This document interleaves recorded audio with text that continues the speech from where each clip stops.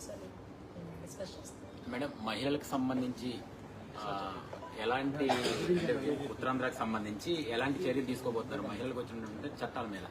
యాక్చువల్గా దిశ చట్టం అని చెప్పారు. ఆ దిశ చట్టం అసలు చట్టమే లేదన్న సంగతి లాస్ట్ డీజీపీ కూడా మనకు చెప్పడం జరిగింది. హోమ్ మినిస్టర్ కూడా లాస్ట్లో ఒప్పుకున్నారు, ఆవిడ కూడా ఒప్పుకున్నారు. దిశ అన్నది చట్టబద్ధత కల్పించలేదు అని. నేను మొన్న రీసెంట్గా నేను ఎంక్వైరీ చేసుకుంటే అది కూడా పార్లమెంట్ లెవెల్లో ఉండి అది బ్యాక్ వచ్చేసింది ఢిల్లీ లెవెల్ నుంచి అని చెప్పారు. దాన్ని ఏ విధంగా చేయొచ్చా చేయకూడదు, అందులో అంటే 5 సంవత్సరాలు అది చేయడం అవ్వలేదు అనుకుంటే దాని టెక్నికల్గా ఎక్కడో ఒక ఇష్యూ ఉండే ఉంటుంది. ఆ ఇష్యూని రిజాల్వ్ చేయడం అవుతుందా లేదా అన్నది ఒకటైతే ఇప్పటికీ కూడా డెఫినెట్గా వర్క్ చేయాలి అనుకుంటే పోక్సో యాక్ట్ కానీ నిర్భయ యాక్ట్ కానీ ఇలాంటి యాక్ట్స్ ఉన్నాయి.